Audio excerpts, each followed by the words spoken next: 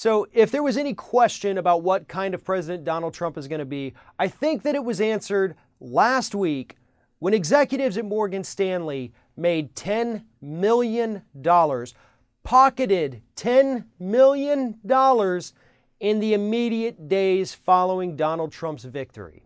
Now, on election night, as the results were coming in and it was clear that Donald Trump was going to win, markets began to slump. Huge drop of about 500 points. But the next day, Donald Trump said something that caused the markets to rebound in a way that we have not seen in a very long time. It was that rebound that caused stocks at Morgan Stanley to rise, I think, by nearly a fifth of their total value.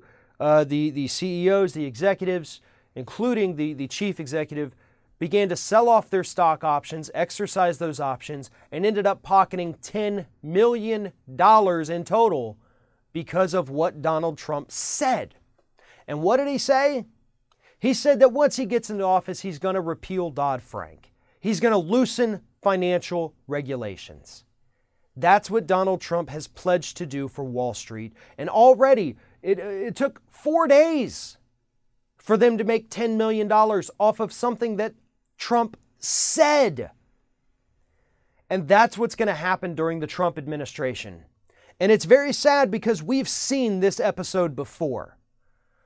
Remember what happened when George W. Bush came in, lowered taxes for millionaires and billionaires, killed financial regulation on Wall Street? Hey, Wall Street had a great time. They were making billions and billions of dollars, not having to pay taxes. Life was good. And then the market crashed. But you know what? For those executives, life was still great. They were still making tons of money from ripping off consumers. It was the consumers, the bottom 99%, that got screwed, and screwed hard. And that is what is about to happen with the Donald Trump administration. If you think otherwise, you are kidding yourself. Trump's already pledged to do it. And we've seen what happens when they deregulate Wall Street. Every time, like clockwork. There's no question here because there's no morals there. We know what these people will do. Just like when the crash of 07 and 08 happened, they made money because they bet against their own investments. They bet against mortgages. They bet against American consumers. So when those American consumers defaulted on their loans, the big banks already had insurance policies on those, so they made the money back, and they still got to take the home. So when they eventually sold that home, they got the money back again.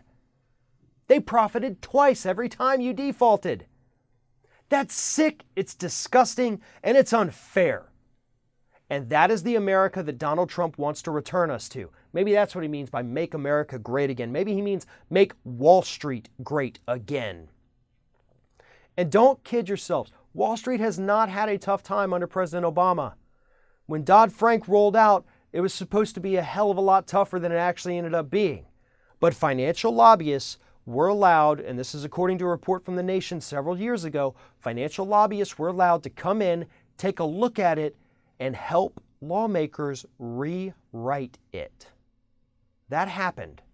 The lobbyists and the lobbyist lawyers got their hands on that legislation, fixed it to where it didn't hurt them so much, and then it was passed. So life hasn't been bad for Wall Street bankers.